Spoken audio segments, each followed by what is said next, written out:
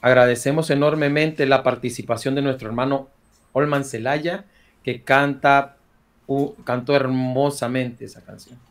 Bien, ahora vamos a continuar y vamos a dejar la reseña histórica de la Reforma Protestante por parte de nuestro pastor Haroldo Camacho. El tiempo es suyo, pastor.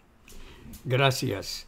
Cuando decimos Reforma Protestante y su celebración, estamos pensando en el 31 de octubre, fecha que se acerca próximamente, pero nos remontamos al año 1517.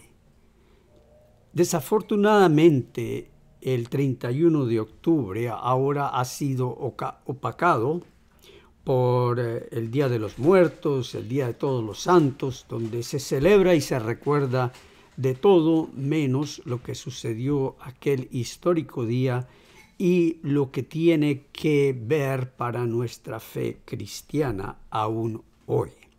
Hay tres factores que forman el contexto de la reforma, de por qué Martín Lutero ese día clavó 95 protestas, preguntas invitando al debate. Eso es lo que se llaman las tesis.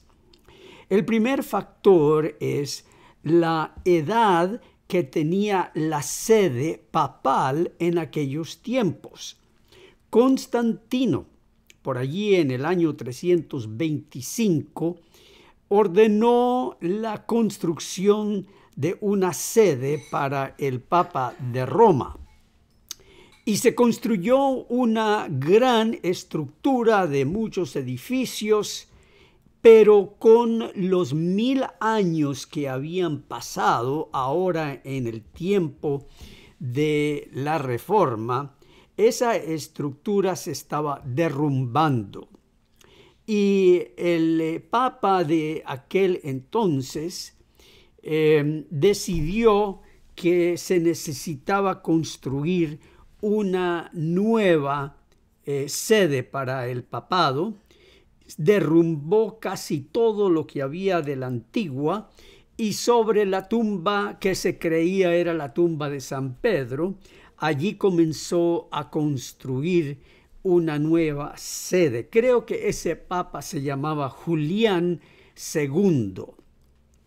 Él ordenó la obra, la comenzó, pero murió pocos años después y llegó al papado Leo X, que así fue el nombre que tomó. Leo X venía de una familia muy rica, la familia Medici. Pero Leo X no quería colocar de su propio dinero para la construcción de la nueva Basílica de San Pedro, que era una tremenda obra. Es la misma que hoy podemos ver en Roma. Así que ese es el contexto, es la edad de la Basílica de Roma, que se estaba derrumbando y necesitaba una nueva construcción. Además, los fondos de la Iglesia romana se estaban usando para financiar una guerra contra los musulmanes que vez tras vez atacaban e intentaban invadir a Italia.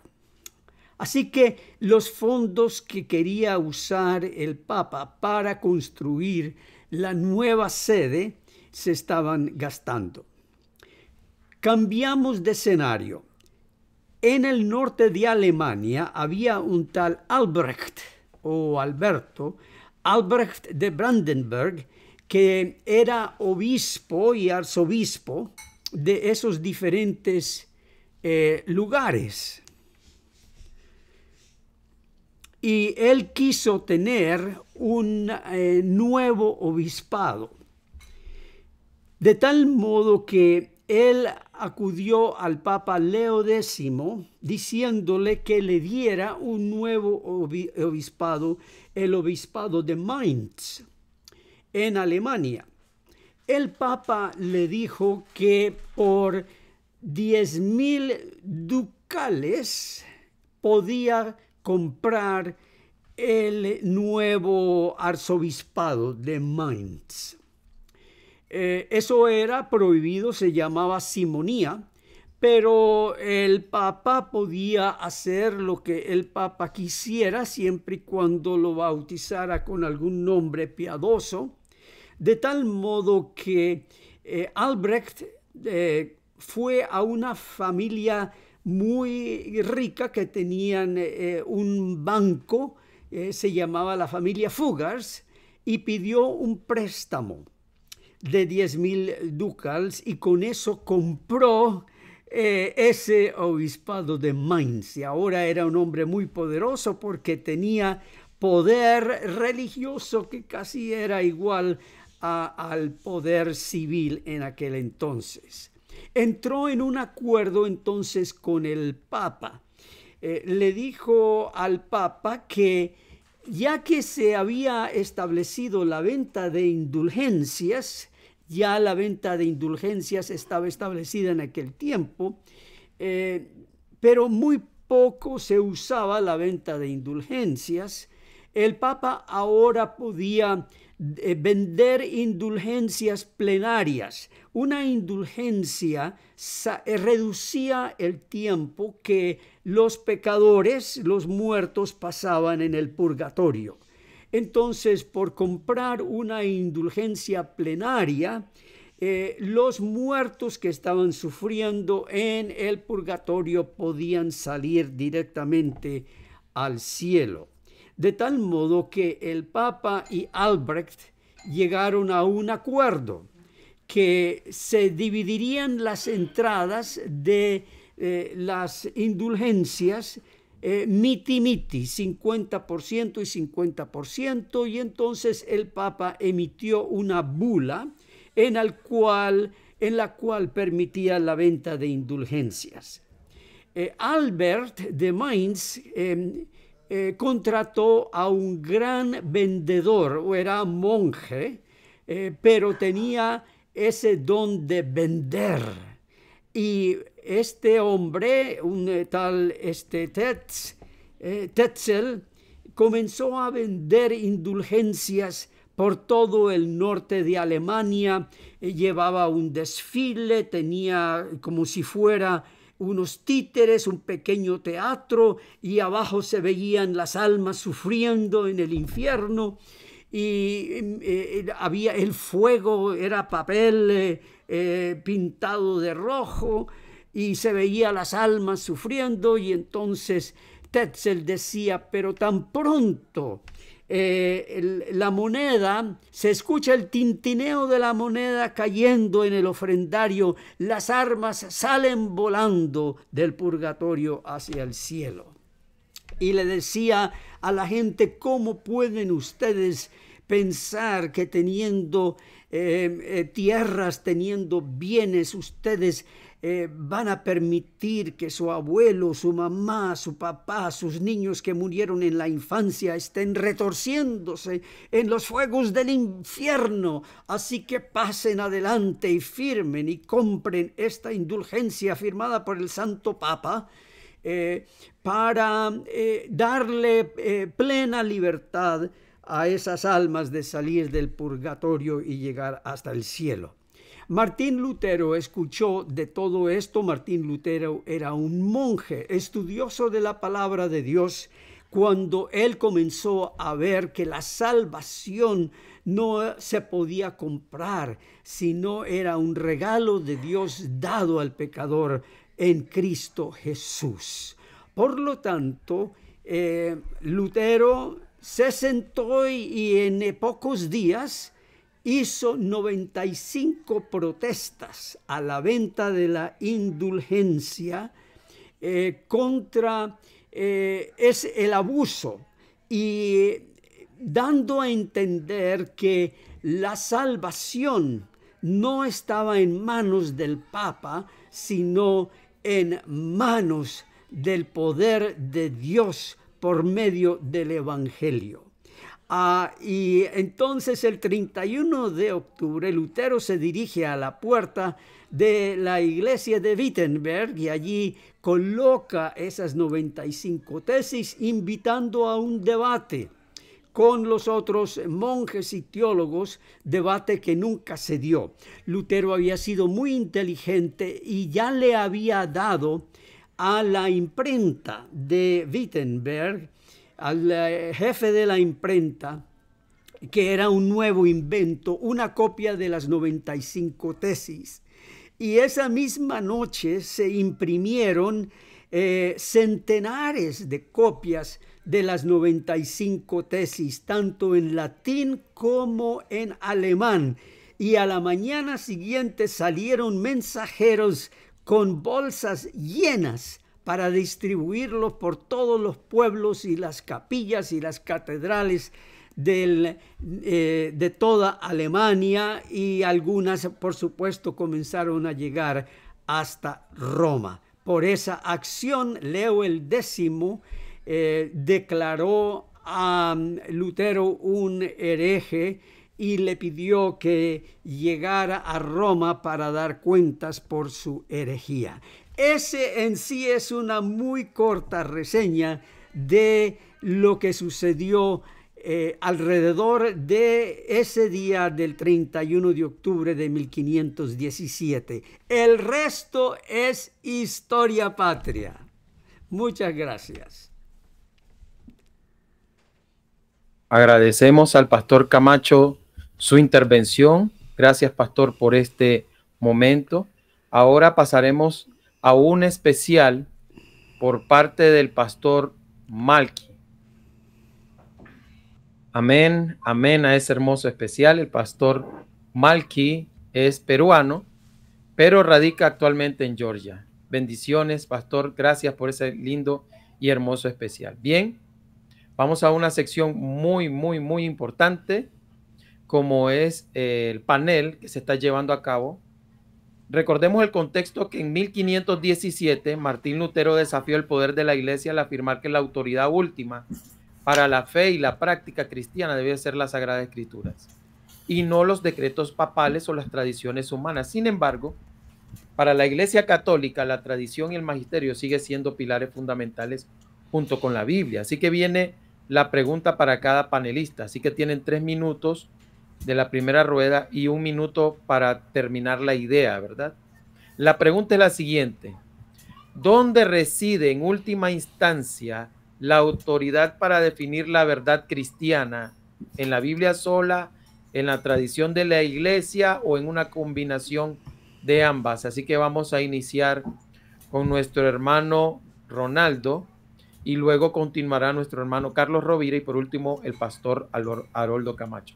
Así que, Ronald, el tiempo es tuyo. Tienes 3 minutos para responder esa pregunta.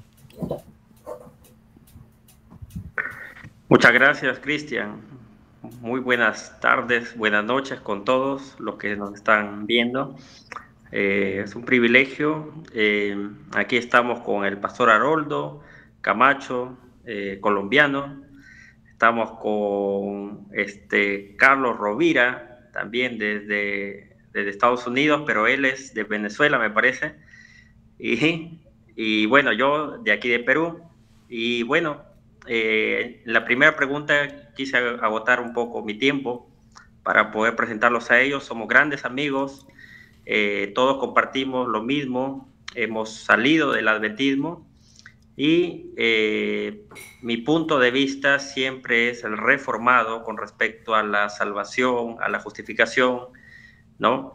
El punto de vista que compartieron todos los reformadores, desde Lutero hasta el último reformador que se considera Charles Spurgeon. Bueno, entonces, Ronald. Ok, entonces comienzo. ¿Sí puede repetir, por favor, la pregunta para los espectadores? Ok, la repetiré. La pregunta es la siguiente: ¿dónde reside en última instancia la autoridad para definir la verdad cristiana? ¿En la Biblia sola, en la tradición de la iglesia o en una combinación de ambas? Ok, gracias. Muy bien, la autoridad es la Biblia con sus 66 libros. Siempre la Reforma Protestante colocó 5 artículos muy importantes. Uno de ellos es la sola Escritura. Y siempre hay que recordar también que las solas nunca van solas. ¿Esto qué quiere decir? La Reforma Protestante no quiso decir, con decir sola Escritura, que estaba rechazando el magisterio o que estaba rechazando algún intérprete de la Biblia o que menospreciaba algún concilio, sino al contrario, son aportes, porque Dios ha puesto, como bien dice en su palabra, maestros, profetas, pastores para edificar el cuerpo de Cristo, sino que lo que se refiere es la primacía de la Escritura, es decir, que la Escritura es la autoridad última. Es decir, puede haber un concilio, pero si contradice las Sagradas Escrituras, vamos a estar a favor de las Sagradas Escrituras. Puede haber el mejor intérprete de la Biblia, pero si contradice la Escritura, vamos a estar a favor de las Escrituras. Puede ser que haya, no sé, un profeta que dé algún tipo de mensaje para ese entonces, mientras esté vivo, pero si el mensaje contradice las Escrituras, vamos a salir a favor de las Escrituras. Entonces, el sentido es que las Escrituras es la autoridad suprema, no que se rechaza a los maestros o los intérpretes o los concilios, ¿no? Son parte crucial en la edificación de la iglesia a través de los años y, por qué no decirlo también, que es lo que ayuda más bien para tener una interpretación correcta de las Sagradas Escrituras, ¿no? Entonces, debido pues a muchas cosas que debemos entender con las Sagradas Escrituras, ¿no? Su contexto, el idioma, la gramática, la riqueza semántica, etcétera. Entonces, eso diría en resumen, Cristian. Muchas gracias. Muchas gracias, Ronald. Gracias por ser cumplido con el tiempo. Ahora el turno corresponde a nuestro hermano Carlos Rovira. Bueno, un saludo a todos. Gracias por dejar participar en este hermoso panel. La Iglesia Católica tiene una respuesta que, por supuesto, es un tantito diferente de la que tiene la Reforma. Y esto se debe a que nuestro concepto de lo que es la palabra de Dios es mucho más amplio que solamente las Sagradas Escrituras.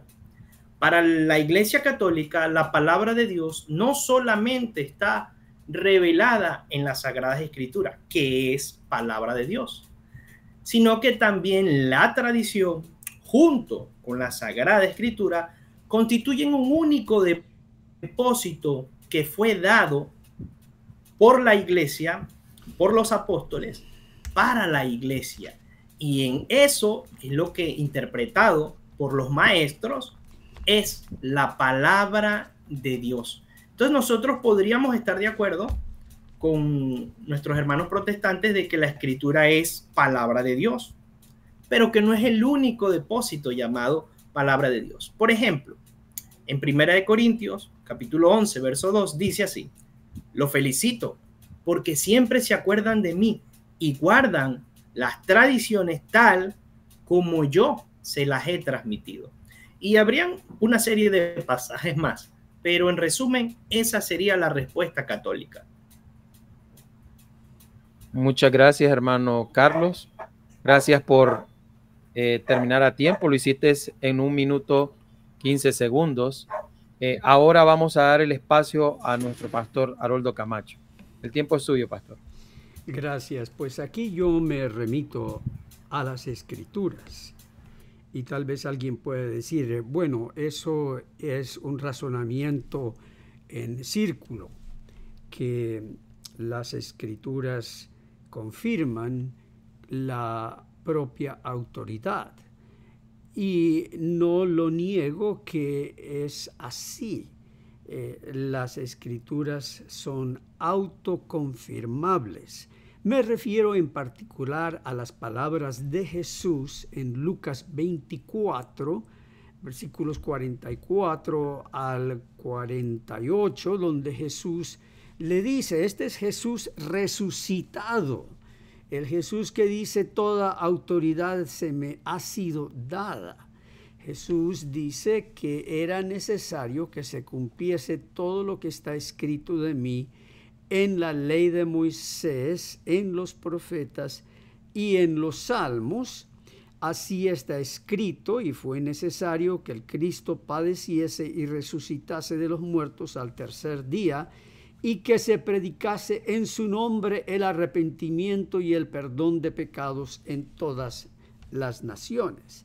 De tal modo que lo que yo veo aquí y escucho en las palabras de Jesús es que él se derivaba a esas tres secciones de la Biblia hebrea: la ley, los salmos y los profetas, tal cual estaban establecidos en la Biblia hebrea, y que lo importante que Jesús quería que se escudriñara en estos versículos o en estos libros era que su vida, su muerte y su resurrección eran para el perdón de pecados. De esa manera, Jesús establece el Evangelio como el significado de la palabra de Dios. La palabra de Dios principalmente no son consejos éticos, consejos morales, ni tampoco una historia del planeta Tierra o historia de la humanidad.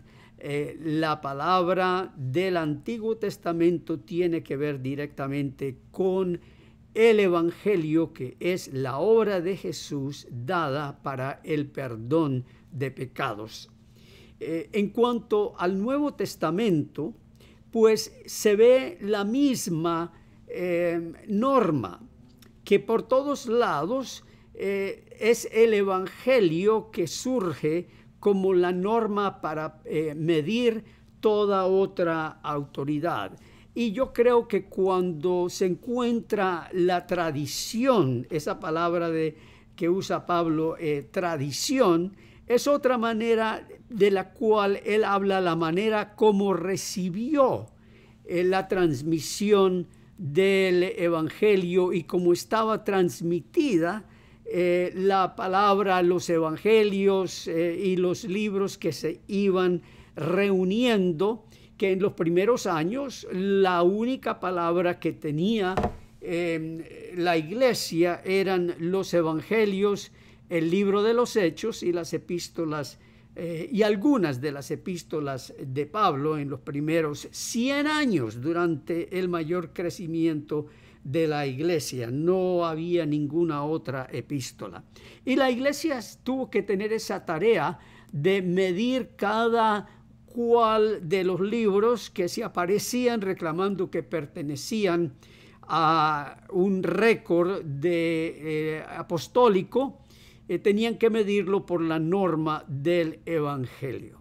De tal modo que en sí la manera como encontramos los libros, tanto del Antiguo Testamento como del Nuevo Testamento, sin incluir los libros pseudoepígrafos, es lo que la iglesia tiene para apoyarse en el Evangelio. Y no estoy hablando yo aquí en la norma o en la ética moral del cristiano, sino en la buena nueva que viene de parte de Dios. Muchas gracias. Bien, agradeciéndole, pastor, por enmarcarse en el tiempo, 4 minutos 30 segundos. Pues me había dicho nuestra hermana Mónica, que es la que nos está llevando el tiempo, que podríamos darle un lapso de 5. Ok, entonces vamos a ir a la segunda pregunta. La justificación del pecador, ¿fe sola o fe y obras?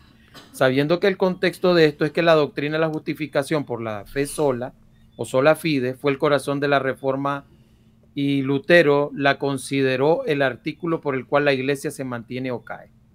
Para el catolicismo, sin embargo, la fe debe de ir acompañada de obras de amor, obediencia y caridad. La pregunta es la siguiente: ¿cómo entienden cada uno la justificación del ser humano delante de Dios?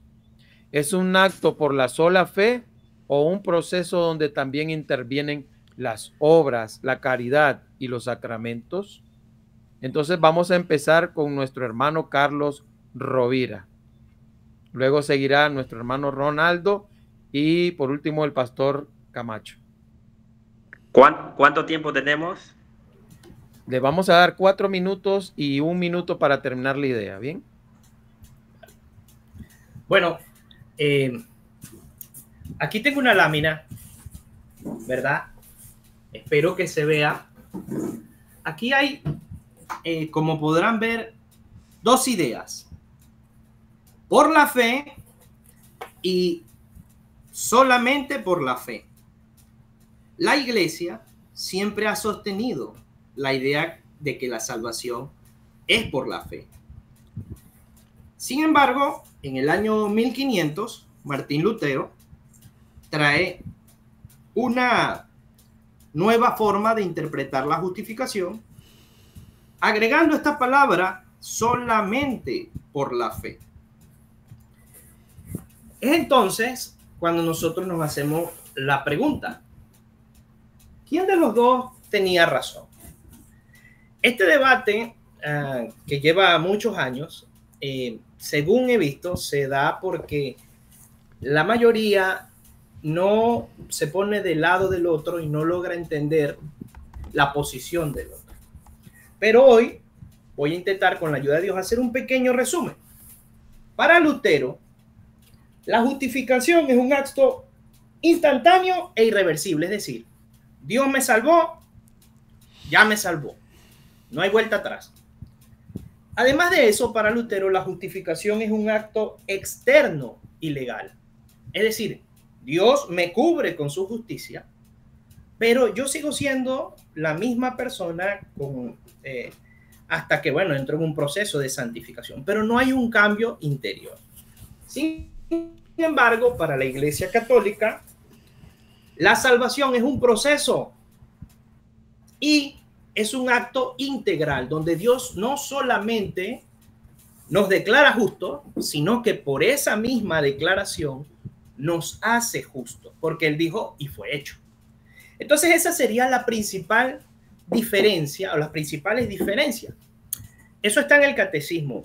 De todas formas, para una expansión más de la doctrina católica, el día viernes voy a estar en el canal de nuestro hermano Ronald.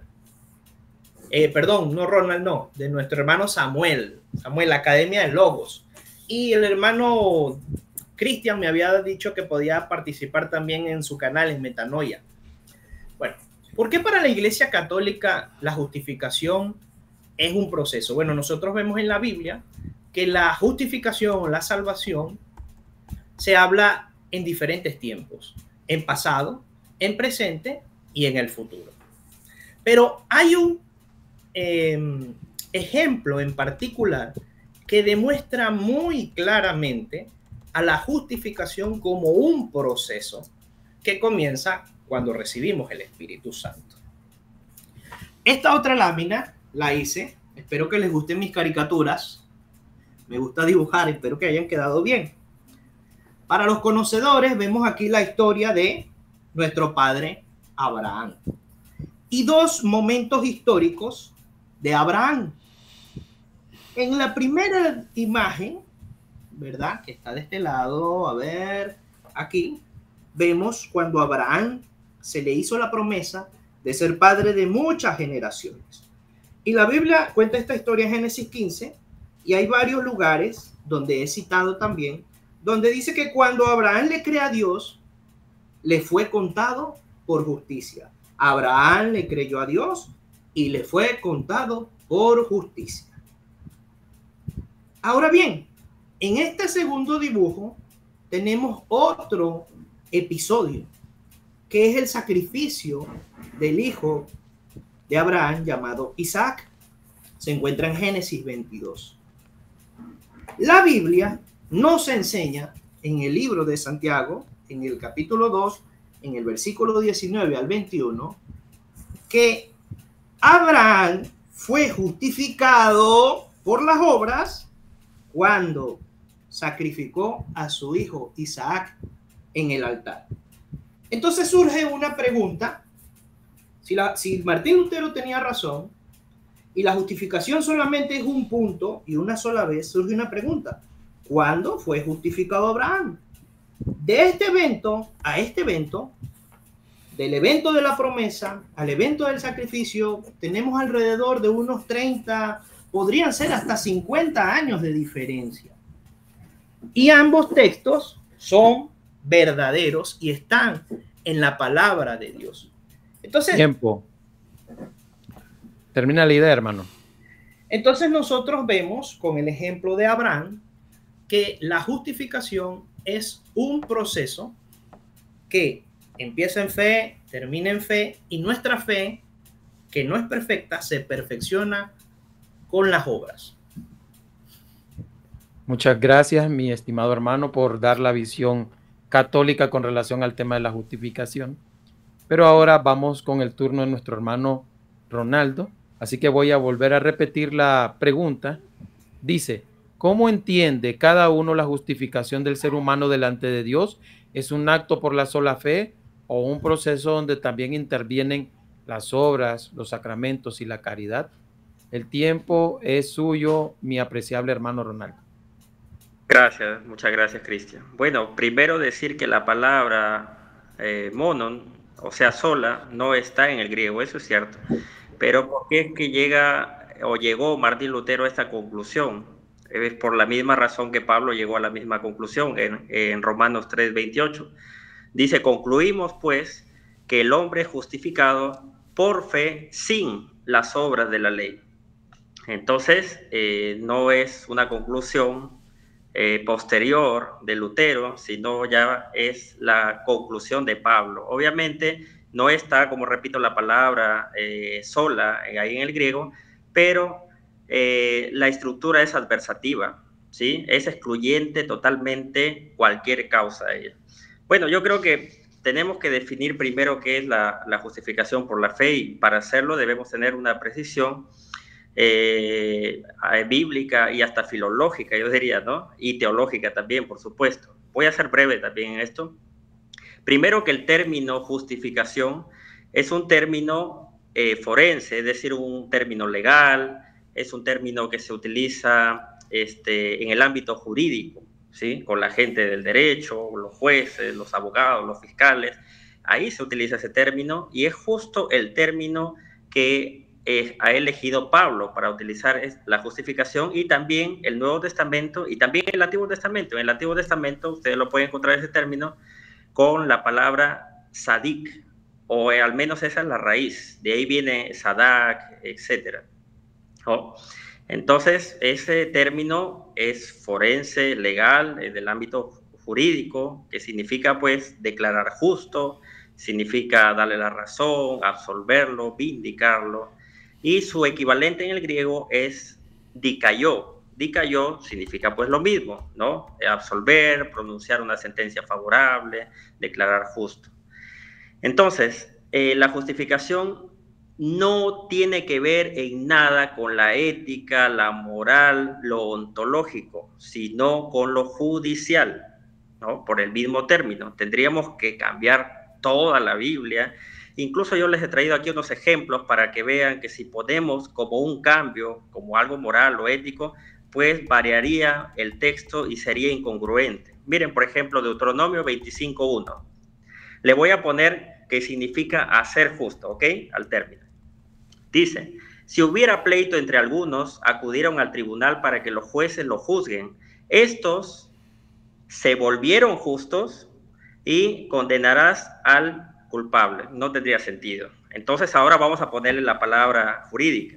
Dice, si hubiera pleito entre algunos y acudieron al tribunal para que los jueces lo juzguen, estos absolverán al justo y condenarán al culpable. ¿Ven que ahí tiene sentido? Lucas 16:15. Vosotros sois los que vamos a ponerle a ser justos. Vosotros sois los que hacen justos a vosotros mismos delante de los hombres. No tiene sentido. Ahora, vosotros sois los que os justificáis a vosotros mismos delante de los hombres. Y vamos a un texto más, Romanos 4:5, que es uno de los textos que se ha citado, ¿no? Romanos 4.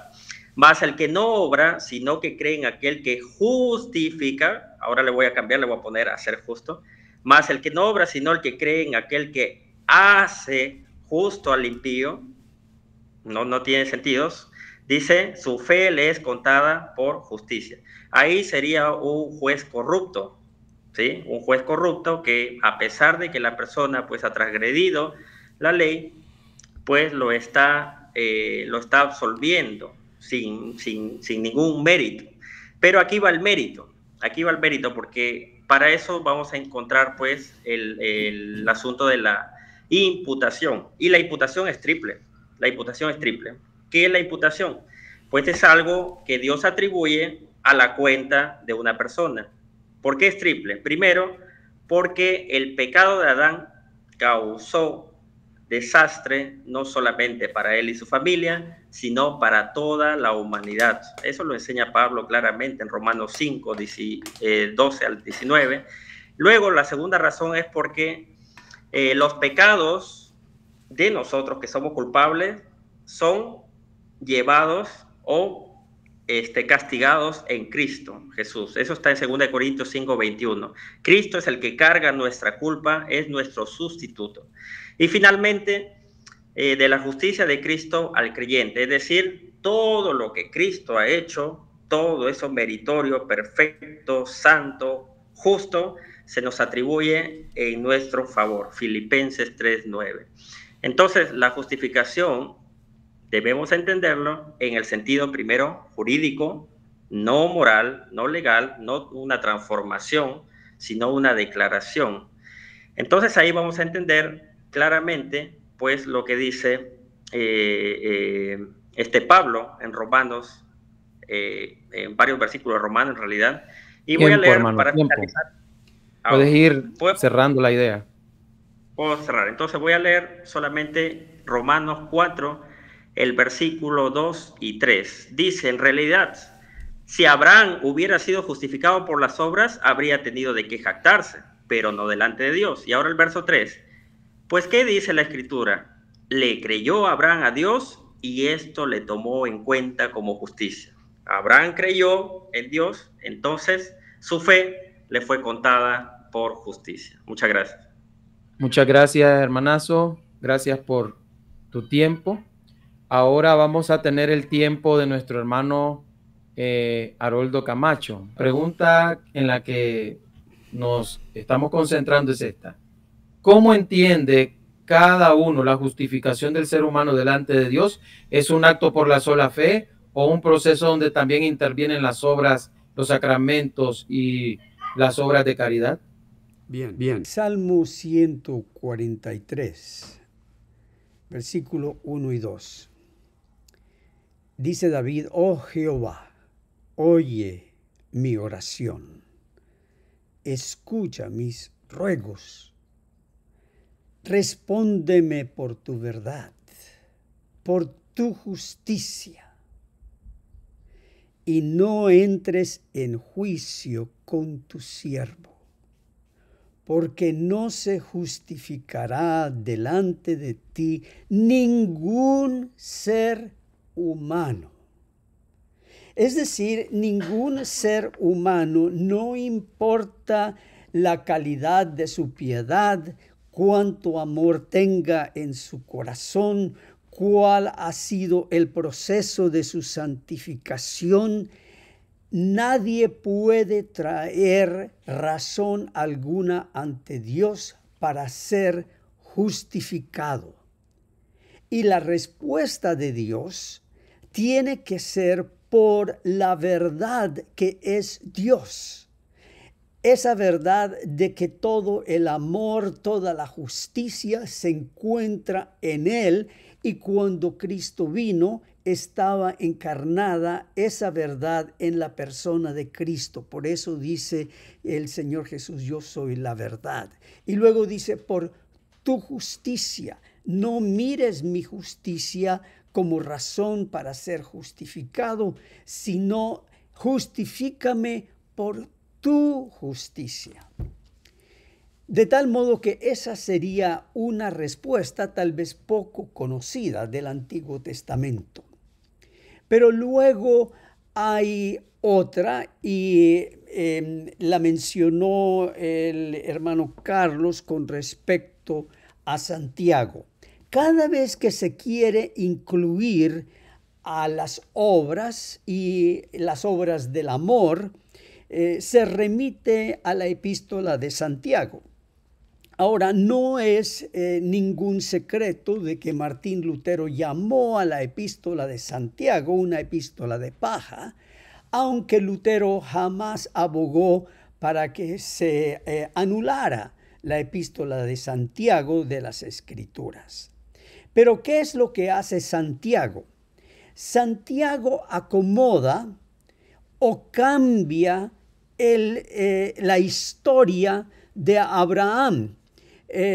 Lo que Santiago hace es que él coloca el sacrificio de Isaac antes de la declaración de justicia que hace Dios a Abraham por su fe. Y eso es jugar con la historia bíblica, eso es cambiar la historia, y aparentemente Santiago está haciendo ese cambio en la historia bíblica, en la misma Torá. Santiago se atreve a hacer un cambio en la Torá, colocando el sacrificio de Isaac antes de la declaración de Dios sobre la fe de Abraham, y que Abraham fue contado, su fe fue contado como justicia, y luego viene que de esa justicia vendría la bendición a toda la humanidad por medio de que esa justicia representaba la justicia de Cristo, que sería dada a la humanidad para la justificación del pecador. De tal modo que esta es otra razón por la cual la justificación es por la sola fe, sin las obras de la ley. Lutero también habló de la ley de la fe formata, para usar su término en latín. La fe formata, criticaba Lutero, era la postura de la iglesia romana, en que ellos decían no puede, y el Concilio de Trento respondió apoyando este mismo concepto, que no puede haber verdadera fe a menos que esté formada por el amor, que el amor es lo que le da la forma a la fe, de tal modo que el amor y la fe van juntas. Lutero criticó esta teología diciendo que si una vez tú le colocas amor a la fe deja de ser fe, porque o tú estás entregando amor a Dios para ser justificado, o Dios te entrega a ti fe para que tú creas que has sido justificado por la obra de Cristo. Así que no hay tal cosa como fe formata o fe formada. Nosotros somos justificados por la sola fe, sin las obras de la ley. Y nuevamente hay que echar el ojo a la epístola de Santiago, que tanto se usa para apoyar las obras del amor, viendo que Santiago cambió la misma Torá para apoyar su idea de la justificación, que también incluye las obras. Muchas gracias.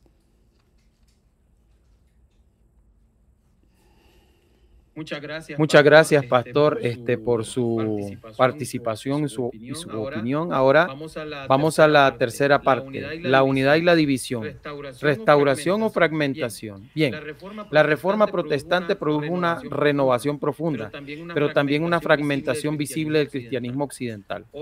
Hoy existen miles de denominaciones derivadas del movimiento reformador, y ustedes lo saben bien.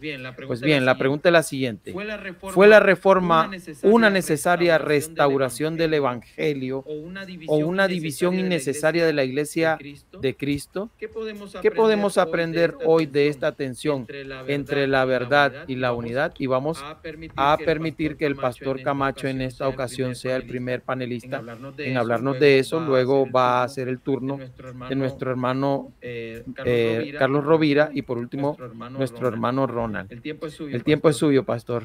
Bueno, gracias. Si la Iglesia romana hubiera tenido el Evangelio puro, entonces yo diría que la Reforma trajo desunión y divisiones y que hubiera sido mejor habernos quedado en la Iglesia romana. Pero en la Iglesia romana, como ustedes conocen su historia, está repleta de diferentes tipos de lo que yo diría a estas alturas aberraciones con respecto al Evangelio, y todavía busca hacerlo. En 1999 el cardenal Ratzinger, que después fue el Papa Benedicto XVI, finalmente conquistó a la Federación Mundial Luterana, una sección del luteranismo, no fue todo el luteranismo, a que firmaran una declaración conjunta sobre la justificación por la fe. Y fue en esa declaración firmada en Wittenberg un 31 de octubre de 1999, en el cual mediante el uso muy astuto del lenguaje alemán, inglés, los luteranos accedieron a que el amor de alguna manera tiene que ser incluido en la fórmula de la justificación, al menos como una respuesta necesaria para ser justificado. Y a pesar de eso, es un regreso a Roma, es un regreso a Trento, es un regreso a lo que Lutero luchó para derrumbar, que era esa relación entre la fe y las obras en un conjunto muy piadosamente camuflado en el artículo del amor. Pero es cierto que estamos muy desunidos, y si estamos desunidos como miles y miles de iglesias evangélicas, carismáticas, protestantes, es porque no andamos unidos en el artículo de la justificación por la sola fe.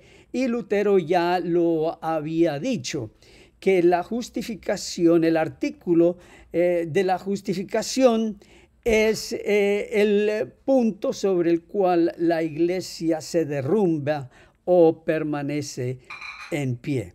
Así que nuestro desafío como iglesia romana, iglesia evangélica, iglesia protestante, es volver al artículo de la justificación por la sola fe. Muchas gracias. Excelente, pastor. Muy buen tiempo. Bien, ahora voy a volver a leer la pregunta para nuestro hermano Carlos Rovira, que dice, ¿fue la reforma una necesaria restauración del Evangelio o una división innecesaria de la Iglesia de Cristo? ¿Qué podemos aprender hoy de esta tensión en verdad y unidad? Bueno, un escritor católico de nombre Chesterton, él preguntaba, ¿qué reformó la reforma? Porque para dar forma, para reformar, hay que dar de nuevo una forma. No sé si el hermano Cristian, creo que está... Sí, No te preocupes. Voy a apagar mi micrófono mientras el hermano... Ya, hermano, sigue, continúa, perdón. Creo que tu cámara está volteada.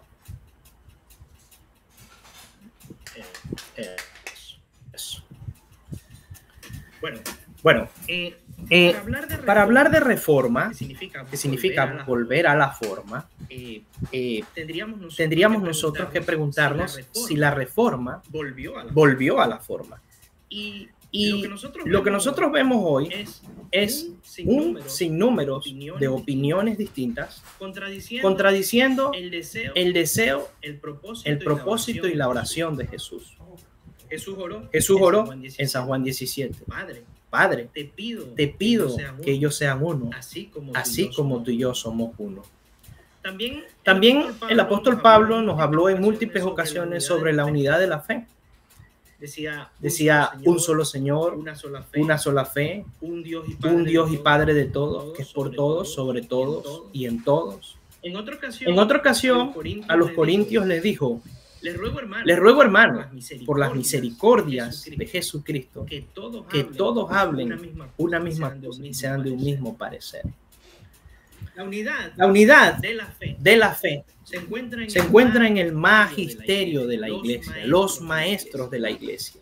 Porque ellos son las autoridades que Dios ha puesto para definir la doctrina cristiana. ¿Dónde dice eso? ¿Me lo estoy inventando? No. Lo dice la Escritura claramente en Efesios capítulo 4 del 11 en adelante. Y él mismo constituyó unos apóstoles, a otros profetas, a otros evangelistas, a otros pastores y maestros. ¿Con cuál fin? A fin de perfeccionar a los santos para la obra del ministerio, para la edificación del cuerpo de Cristo, para que ya no seamos niños fluctuantes, llevados por doquier por cualquier viento de doctrina, por estratagema de hombres que emplean con astucia las artimañas del error. Entonces, este cuerpo de maestros son los encargados por parte de Dios de transmitir la palabra de Dios, que nos va a mantener unidos y no dejarnos arrastrar por cualquier viento de doctrina. No hay en ningún momento en toda la Escritura donde se nos diga que el pensamiento, la interpretación de cualquier persona sobre la Escritura es la autoridad.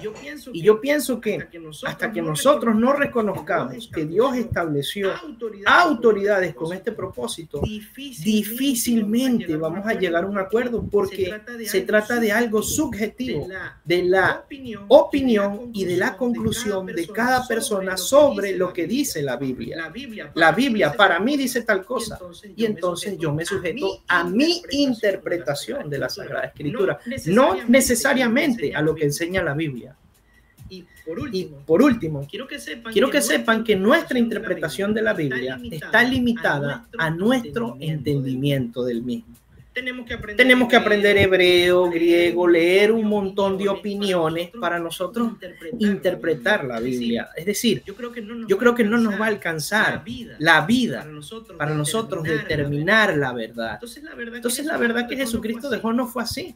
Y es triste que siendo cristianos, que hemos sido llamados a la unidad, hoy en día estemos fragmentados.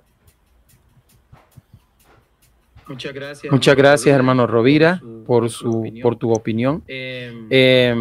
Ahora le corresponde el turno a nuestro hermano Ronald, así que voy a hacer lectura nuevamente de la pregunta. La pregunta es: ¿fue la reforma una restauración del Evangelio o una división innecesaria de la Iglesia de Cristo? ¿Qué podemos aprender hoy de esa tensión entre la verdad y la unidad?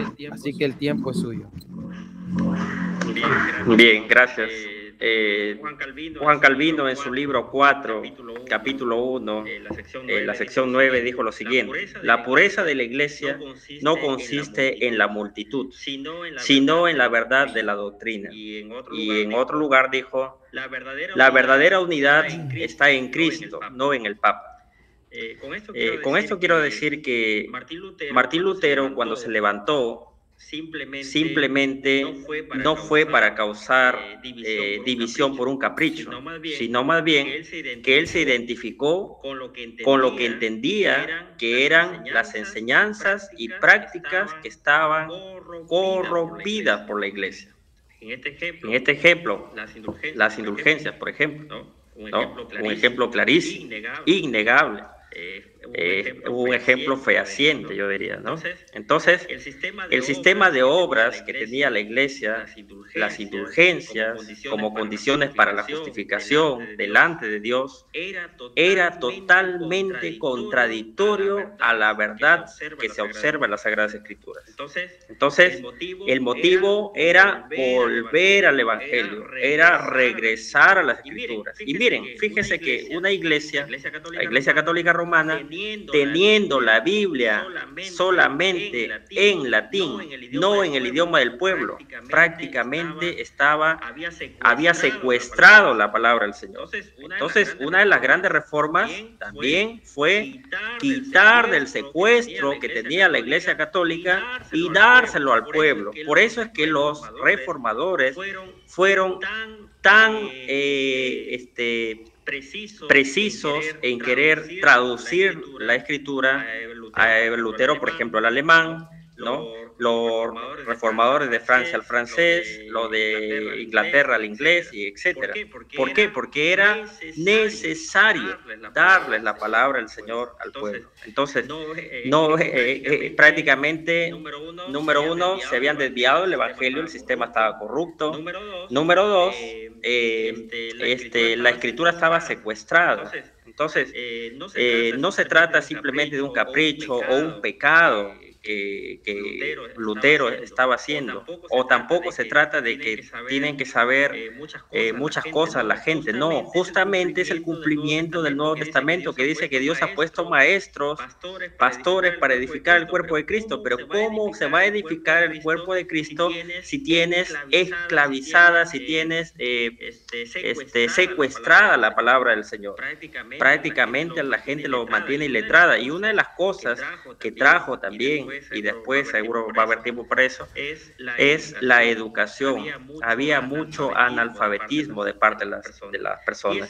Y es cierto que va a haber, de hecho, un margen de error donde va a haber personas que, como tienen la palabra de Dios en su idioma, pues van a interpretar incorrectamente las escrituras. Eso es cierto, pero también la Reforma Protestante se encargó de realizar, de tener un magisterio, de tener teólogos muy preparados, teólogos exégetas, y ellos se encargaron de interpretar la mayoría de pasajes de la Biblia para poder enseñarlo al pueblo. Así que no lo dejaron simplemente toma tu Biblia, o simplemente la iglesia está corrupta y se queda ahí. No, sino ahora, ¿qué hacemos? Y ellos también realizaron ese trabajo. Entonces, eso en resumen nada más, porque si no nos va a alcanzar el tiempo. Gracias. Muchas gracias, Ronaldo, por tu participación. Ha estado sumamente interesante estas preguntas y las respuestas. Y vamos a la cuarta de ellas. La reforma hoy sigue siendo relevante. O sea, han pasado más de 500 años desde las 95 tesis y vivimos en un mundo secularizado, plural y tecnológico. Sin embargo, muchos creen que los principios de la reforma, sola escritura, sola fide, sola gratia, solus Christus, soli Deo gloria, siguen teniendo poder transformador. La pregunta es esta: ¿qué significado tiene hoy la reforma protestante para el mundo moderno y para los cristianos de distintas tradiciones? Y entonces vamos a empezar con nuestro hermano, nuestro pastor Haroldo Camacho, con relación a esa pregunta. Gracias. No sé si me escuchan. Activa el micrófono, pastor. Creo que ahora sí activé el micrófono. Volvemos a la persona de Cristo. La pregunta, para afilarla un poco más, yo creo que debería ser si Cristo todavía es relevante para el pecador el día de hoy. Porque la reforma, según Lutero, tiene que ver con la centralidad de Cristo. Y por la gracia de Dios, yo tuve la oportunidad de traducir la obra magna de Lutero sobre la justificación por la fe, desde el latín al inglés y al español. Yo estuve como si fuera en la Universidad de Wittenberg escuchando a Lutero dictar esas 41 conferencias sobre la epístola a los Gálatas. Y la tuve que desmenuzar para hacer una traducción correcta del latín al inglés y al español. Bueno, a lo que voy es que en el centro de la enseñanza de Lutero está Cristo como justificador. No está la iglesia, no está el creyente, no está el amor, no está la ética del cristiano, no están los decretos de Dios. Al centro de todo está Cristo que dio su vida por el pecador. Él vino en la carne y presentó en representación de la humanidad, presentó una nueva humanidad ante Dios. Una humanidad perfecta, llena de amor, llena de justicia. Y esa justicia, esa humanidad, la presenta Cristo a Dios en lugar de todo pecador. Y luego viene el Evangelio que anuncia esa obra de Cristo y crea fe en el creyente. Y el creyente hace lo que dice el canal del hermano Cristian. Hay un metanoia. Por lo que dijo mi hermano Rovira, lo tomo con cierta reserva porque sí hay un cambio en el creyente. Hay un cambio de que el creyente antes se estaba fijando en sus obras, en la calidad de su amor, en la calidad hasta de su fe, para ver si está bien con Dios. Pero el Evangelio viene y le presenta es la calidad de la fe de Cristo. Y Cristo toma el centro. Hay un metanoia, hay un cambio de mirar hacia adentro y mirar hacia afuera. Y ese mirar hacia afuera encuentra la persona de Cristo y su justicia. Y como dice la Escritura, nosotros somos transformados mirando la gloria del Señor. No para ser justificados, pero debido a que somos justificados, hemos sido justificados, el Espíritu Santo entonces toma lugar, toma presencia en el creyente.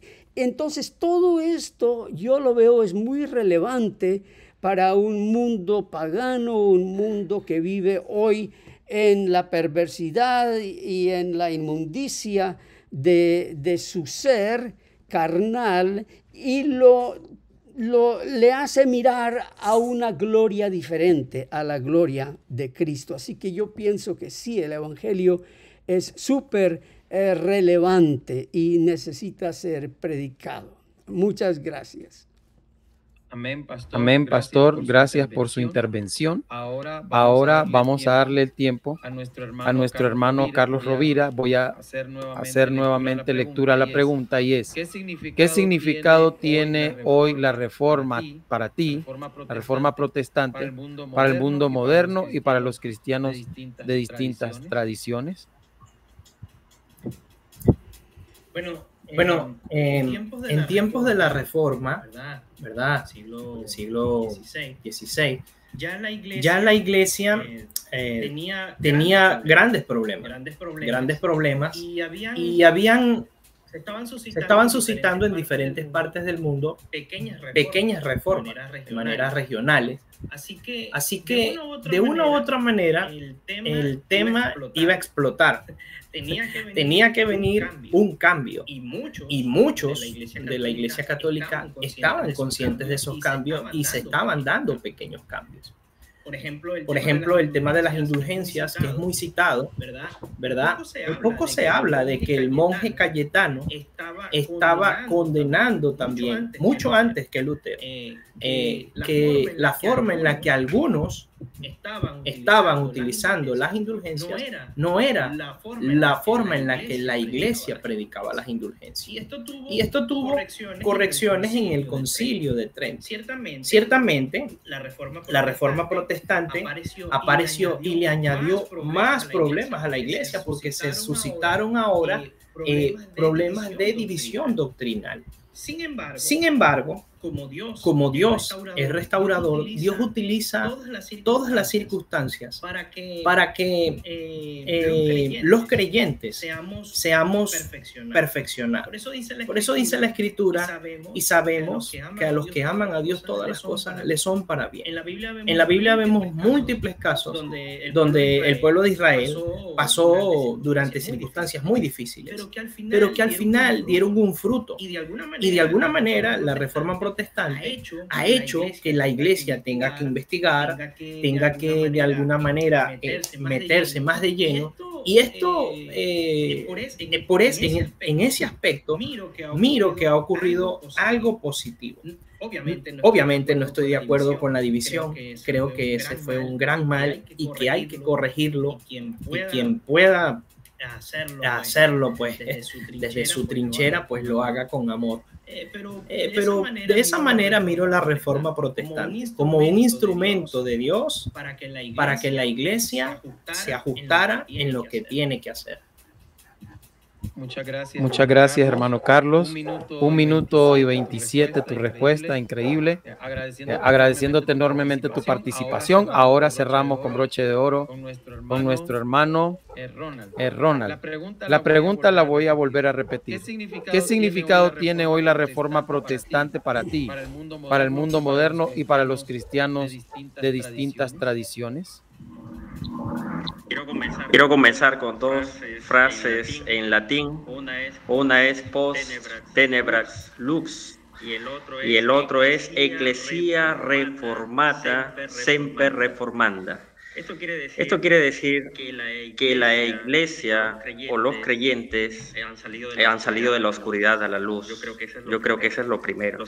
Lo segundo es que al ver muchas divisiones, incluso al existir eso, yo veo una iglesia viva, una iglesia que va corrigiéndose. Entonces, lo relevante creo que es que la palabra de Dios sigue viva, que el Evangelio de Dios es relevante para estos tiempos y para todos los tiempos de la historia. Entonces, la contribución de la Reforma en este sentido no solamente tiene una contribución de enseñarles a los creyentes qué es el Evangelio y llevarlos de la oscuridad a la luz, y de corregir sus errores, sino también tiene que ver con todo el ser humano. Es decir, aplica en un ámbito ontológico. Su educación les quitó el analfabetismo, quitó muchas cosas, trajo la educación. Incluso Olimpia fue una de las genios de ese entonces, gracias a que hubo esa relevante reforma en el siglo XVI, ¿no? Una mujer, imagínense, ¿quién iba a imaginar una mujer en ese entonces tener tan clara coherencia interpretativa como de un teólogo? Increíble. Y así, también en la política, también en su forma de vida, también en sus negocios, también cómo ellos interpretaban el evangelio para sus familias, para darle sentido en realidad. Entonces, no es simplemente una enseñanza teológica, sino es una enseñanza bíblica que impacta todos los sectores y las esferas de nuestra vida. Entonces, ecclesia formata semper reformanda. Gracias. Gracias, Ronald. 2 minutos. Excelente. Muchas gracias por sus participaciones. Jesucristo, gracias por esos hermosos especiales, por ese hermoso talento que tiene cada uno de los hermanos que nos enviaron sus participaciones. Bien, llegamos al final. Y como todo inicio debe acabar, así que empezamos con las palabras de despedida por parte de empezamos con nuestro hermano Carlos Rovira, luego nuestro hermano Ronaldo y finaliza el pastor Camacho. Bueno, muchas gracias a todos por acompañarnos en este especial de los 508 años de este acontecimiento histórico, ¿verdad? Para algunos puede representar mucha dicha, para otros quizás puede representar la corrección, otros podrían decir, ¿verdad?, que fue un error. Cada uno saque sus conclusiones y vaya a la historia para ver exactamente cómo fueron las cosas, si es de su interés. Pero sobre todas las cosas, el propósito de esta celebración es celebrar a nuestro Señor Jesucristo por encima de todo. Así que Dios le bendiga. Amén. Hermano Ronaldo, es su tiempo. Sí, muchas gracias. Ha sido un placer estar aquí con ustedes. Yo he enumerado una lista de 50 cosas importantes de la reforma, pero solamente voy a señalar algunas. La palabra de Dios al pueblo. 2, la autoridad de la Biblia que se había perdido, porque esta estaba puesta en papas y en hombres. 3, la justificación por la fe. 4, el sacerdocio de todos los creyentes. Es algo que había un orden jerárquico, no existía. 5, el culto centrado en Cristo y la palabra. Era centrado en otras cosas menos en ello. 6, la educación universal, una alfabetización masiva. 7, la libertad de conciencia, algo que hasta ahora se tiene como principio en muchos países de nuestro mundo y fue dado gracias a estas reformas. La ética de trabajo y la reforma moral y social. Si nuestro país hiciera caso a tener esta ética de trabajo, responsabilidad, moral, valores, yo creo que nuestro país y el mundo fuera diferente.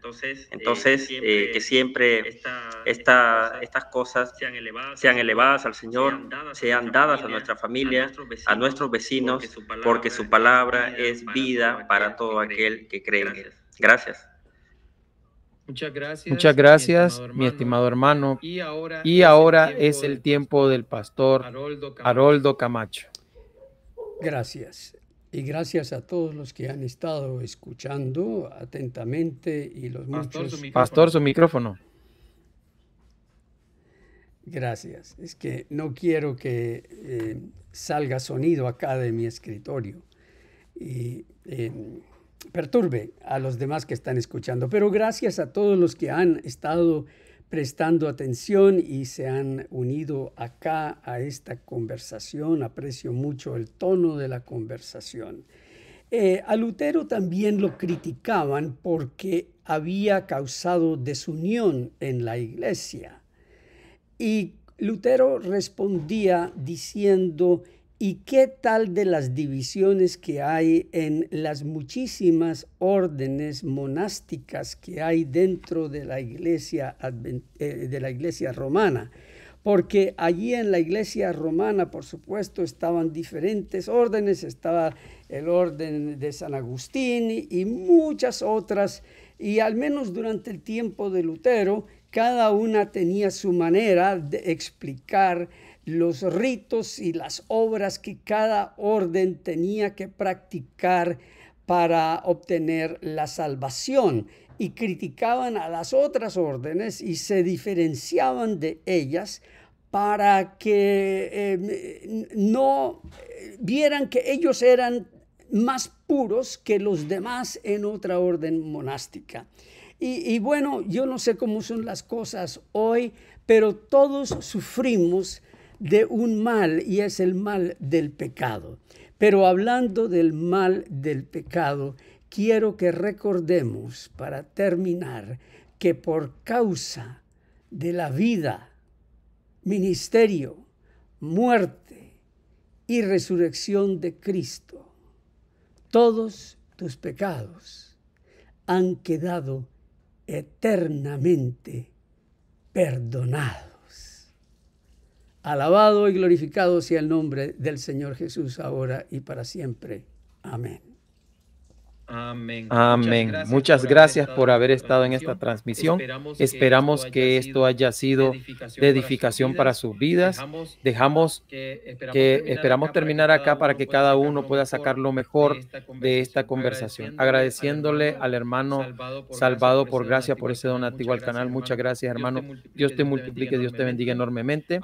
A Monique Smart también, que ha sido fiel en la sintonía de este canal.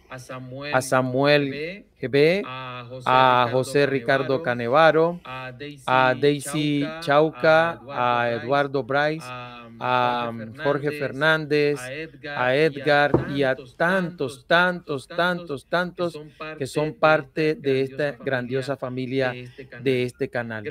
Gracias a todos por haber estado en sintonía. Esperamos haber celebrado a como se debe estos 508 años que fueron positivos en todos los sentidos, la reforma del movimiento protestante. Gracias a los invitados y esperamos que no sea ni la primera ni la última. A ver cuándo volvemos nuevamente, pero esta vez estamos pensando en el Congreso nuevamente. Y no quiero que se vayan sin que me digan si vamos a celebrar ese Congreso al cierre de este año, sí o no, porque yo quiero celebrar nuevamente la Cena del Señor con ustedes, mis hermanos. Me hizo mucha falta y extraño el Congreso nuevamente. Así que queremos arrancar un sí de ustedes esta noche.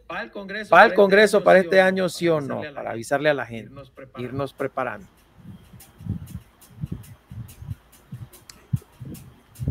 Sí, la vez pasada fue el Congreso de Ex-Adventistas. Tal vez este año le debemos llamar el Congreso Pro Evangelio. Amén. Amén. Estaría bien. Entonces, contribuir todos, de todas las persuasiones que representamos aquí esta noche, la persuasión católico-romana, la persuasión de la Reforma, la persuasión del Evangelio, podemos contribuir a lo que es el Evangelio. Yo me apunto para eso. Amén. Amén. ¿Saben qué es lo bonito? Que antes nosotros solo éramos exclusivistas, ¿no? Y ahora nos unimos para saber cómo es la forma en que los luteranos adoran, cómo celebran la Cena del Señor, cómo lo hacen los calvinistas, cómo lo hacen los reformados, cómo es su forma de vida. Y eso es lo interesante y es lo bonito de ahora, que ahora nos gusta más aprender que disentir tanto con nuestros hermanos protestantes y católicos. Bien, hermanos. Ronald, ¿qué dices? ¿Sí o no al Congreso? Me apunto siempre a la libertad de conciencia y al Congreso también, ¿por qué no? Amén. Carlos, ¿qué tal? Hay que invitar, es obligada la cosa.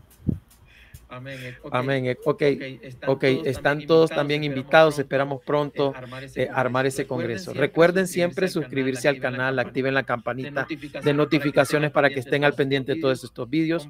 Compártanlos para que más y más personas puedan edificarse con estos temas. Y recuerden lo que siempre les digo en este canal. Solo el que puede cuestionar puede pensar. Nos vemos hasta la próxima. Chao, bendiciones.